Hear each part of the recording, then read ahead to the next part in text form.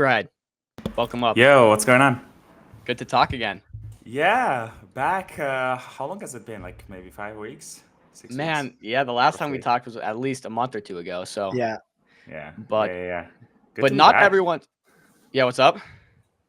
No, all good. I'm saying like good to be back, seeing you guys this time, face and all in. You guys are going all in. Yeah. Going Oh, up. the Dom face reveal was wild. Yeah. Yeah, that was so wild, dude. I always felt I was talking to that dude.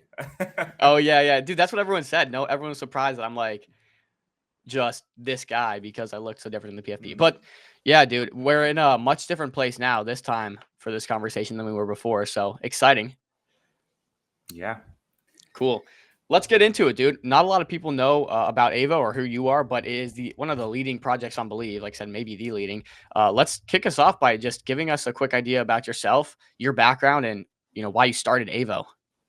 Sure. Primarily, I have, at a young age, I've been a hacker. I've built, software since really I can remember. I started building stuff like legitimately building stuff when I was 15, but I started writing my own software and, cracking my own games since I was 9.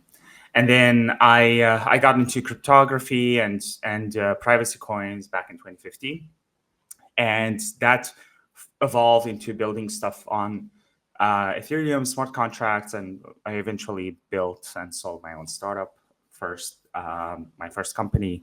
I actually dropped out of university second year after selling my company, and then just started a bunch of other startups, and eventually landed into Avo because initially what we've discovered was there's a lack of financial opportunity for our generation. I'm Gen Z, and what we've discovered is, maybe we're losing the escape velocity that our parents and grandparents had, and you could sort of see it manifest by people getting into crypto, sacrificing security, it's high risk investments for the potential of high reward, and that is telling. And we wanted to create a platform that is rather safer for you to actually do so and stop speculating and start investing.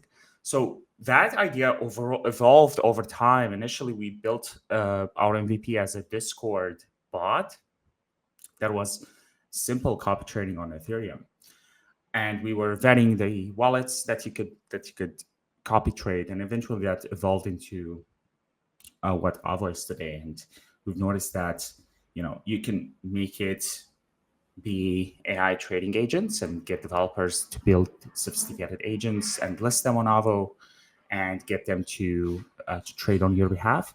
But that also evolved since the last time we talked. Is people are getting towards more of a broader spectrum of portfolios, not just AI trading agents. You've got people who are good at managing portfolios, human-led. You've got indexes. You've got really every sort of portfolio that you could think of, and we are creating the marketplace for you to take capital from say USDC and then deploy it, and then it would be automatically managed for you. Yeah, but Interesting. I've And got so a help lot me more understand. alpha to share after. Yeah.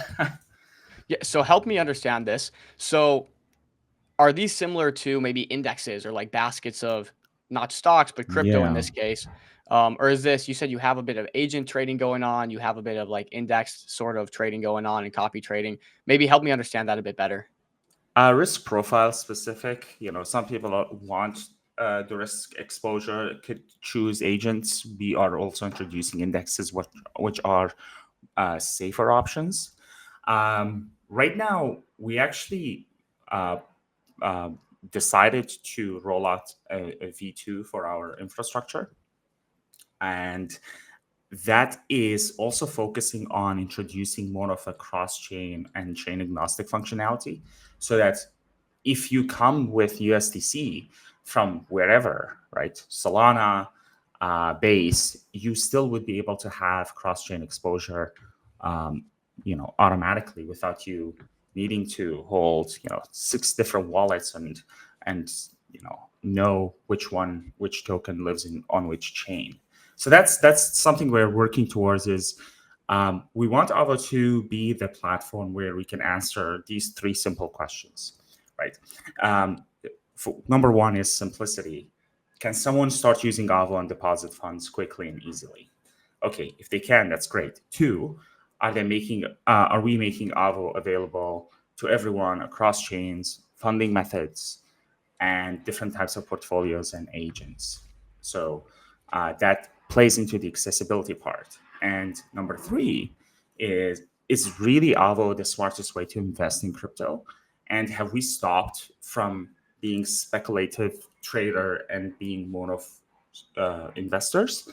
I mean, this also overlaps with, how belief operates overall is, you want to start believing into these projects that you're investing in. And we want to help people, start to invest rather than just trade and speculate, which is 99% of the activity that happens on chain, unfortunately. And I think in order for us to have, just as an industry, like long-term sustainability, we want to be able to have that long-term buy-in, and so that we are able to genuinely build wealth. Got you. Yeah, interesting. So to summarize what we've talked about so far, originally your background, you have been like a serial entrepreneur. You've been a developer hacker for a long time. You dropped out of university or college, and just kind of went all in. And now Avo, you're working on this platform where you can copy trade, agent trade, invest in indexes, and basically get all sorts of different cross-chain functionality directly from this platform. Yep, exactly. Cool. You said you had some alpha. Let's hear it. What are you guys working on next? What's going on behind the scenes? You must be doing something right. Yeah. So we've got obviously the platform that was that was operating and providing agents exposure. We actually paused trading. A lot of the users on Ava know this already, and the reason for that is because we wanted to calibrate and gear for V2 launch. So that's actually happening on a rolling basis, and you can actually see it, like agents are temporarily paused. That is happening on a rolling basis. First release for initial cross-chain exposure is happening internally. We actually already have the infra that already exists, but we are going to start working on soon a mobile app, as well as create the Avonomics blueprint. So these two are key. The reason the mobile app is crucial because we've noticed a lot of the users, over 65% of them, are already using Avo on mobile, and we have already devised a plan as to what that experience should look like. So we will kick off development in the next few weeks. The second is Avonomics, which is the core. Yeah. No, I was just going to say, and you found that this mobile is something you really want to dig into just because that's where a key piece of your audience is? Yes, as well as it plays into one of our key principles, which is accessibility. If we make it harder for people to use Avo, we're failing. So this will make it easy for people to both discover as well as have Avo in their pocket on the fly. Got you. Okay, Avonomics. I will be working and as well as releasing a paper soon after the V2 launch. It works on the flywheel that we would be implementing for the Avo token. And it works on a few tiers. One is the revenue generated from the platform, which will go into, which is actually a lot of the times is like Avo native. A lot of the fees are getting paid in Avo.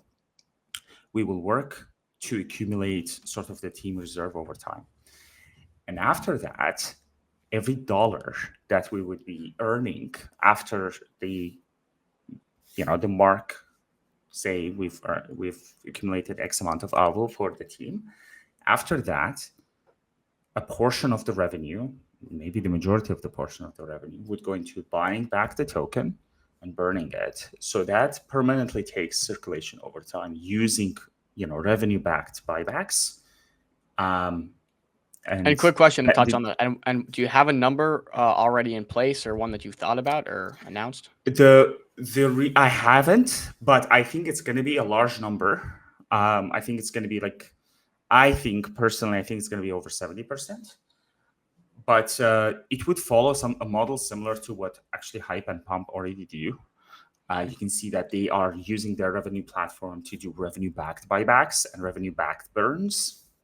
And the reason I'm using the keyword revenue-backed is because that is true value at market going into acquiring these tokens and then taking them out of circulation permanently. Got you. And how's that growth been looking like? Obviously, you're temporarily paused on the copy trading side right now, but how's that growth been looking for Avo? We are now it's still persistently around the same range of user growth numbers that I think I've shared last time. We've been I would say between 50 and 60% roughly month over month user growth. And I think that it might slow down. That feels too unsustainable.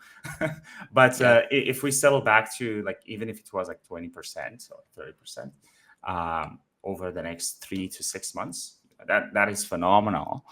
I think we are already at I think we're already at 7,000, 8,000 users. I haven't checked, but 7,800 something. Wow. I wouldn't be surprised if we crossed 8,000 today. Wow, that's actually super impressive. Yeah.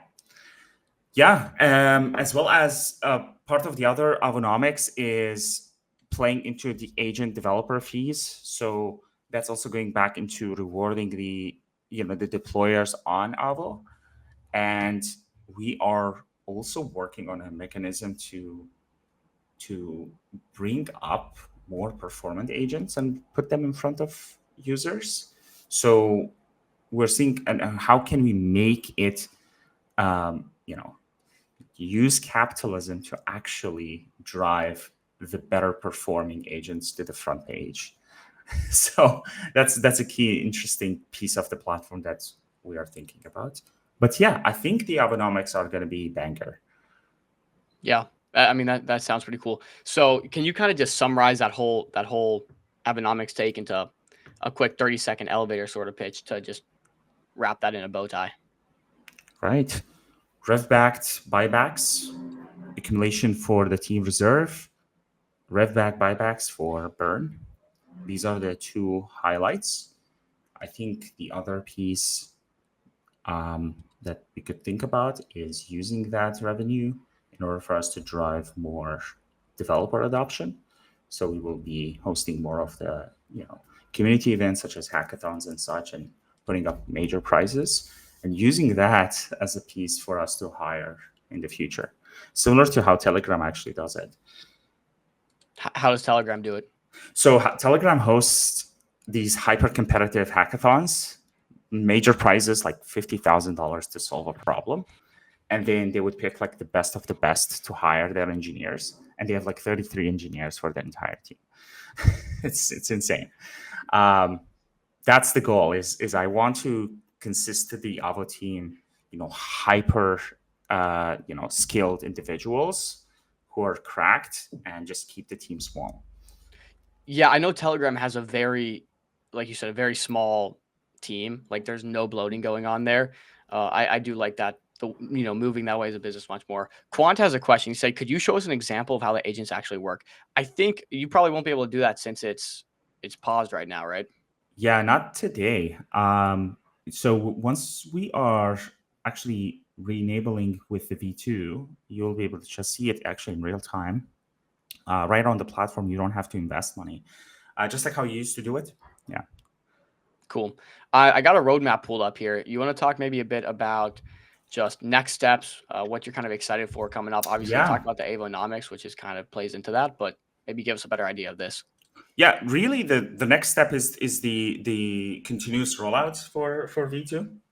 So we will be fully rolled out by October 3rd, and right after, on October 3rd, we will start towards building the stack for the Avo app development. These are like the two pieces that I really like. In regards of the Avo staking, a piece of the Avonomics is going to go into the Avo staking where you're earning as a staker from the revenue that the platform is generating. So that's where the staking APR is going to come from. And that is a way for us to lock supply from circulating. That area I haven't fully explored. That's why I didn't mention it as part of the Avonomics, but that's an area that I'm also exploring. Nice. We will definitely have a more detailed paper after the V2 launch. Okay, cool. So V2 launch, that's exciting stuff. What would you say you've attributed some of the success to? Because I think a lot of founders could probably take some of your advice and run with it on the Believe eco. You've obviously seen a lot of success. Like, what do you think that's coming from?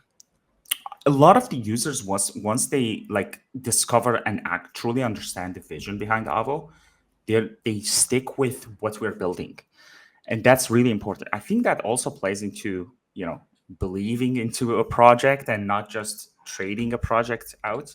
There is the piece where Avo is not just building towards a crypto future. Avo is building towards a future while we understand that equities are going to be on chain as well. We understand that, more of the capital markets is going to come on chain, and we're building that infrastructure. We will be the ones who are going to be providing the next gen ETFs and the next gen indexes, because we have that sort of social traction, as well as we have the necessary infrastructure being built in real time.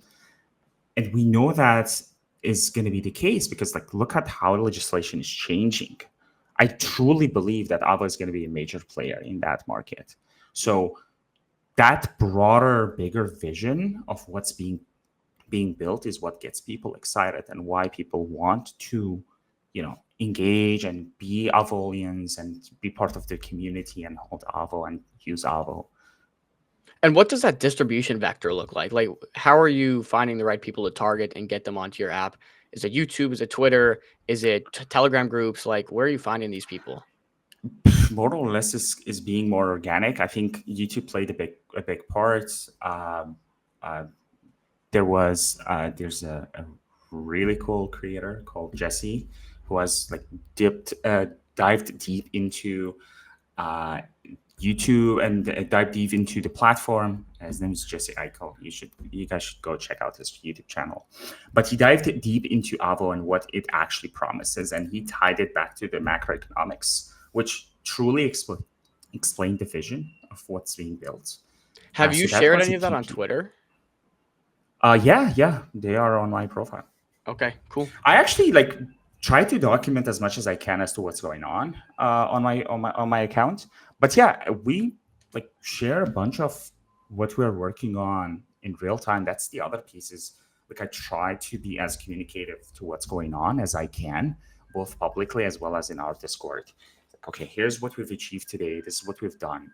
Yeah, that's Jesse. He's gone into deep into what Avo could look like in say 5 years or in 6 months or in a year. I've definitely seen him on YouTube. Yeah, good video. I mean, 270,000 subs and 20K. But yeah, we got to wrap this segment up. But yeah, Paperhead, great, awesome work. And maybe Dom, if you have a final question or something. Yeah, so maybe we'll direct people to this video for if you guys want some more information. It looks like he does a deep dive, some future outlooks. Paperhead, where's the best place people can keep up to date with Avo, keep up to date with yourself and what you're building? Twitter. If you join Discord, you will get more in real time updates and you'll be in touch with me directly. But Twitter is when I put announcements or when I give dev updates as well. There you go. Thanks for coming on, bro. Paperhead. All right. Ciao. Good to hear from you again. Congrats on the success. Yeah, congrats. Thank you. Early journey. See ya. Bye. Awesome.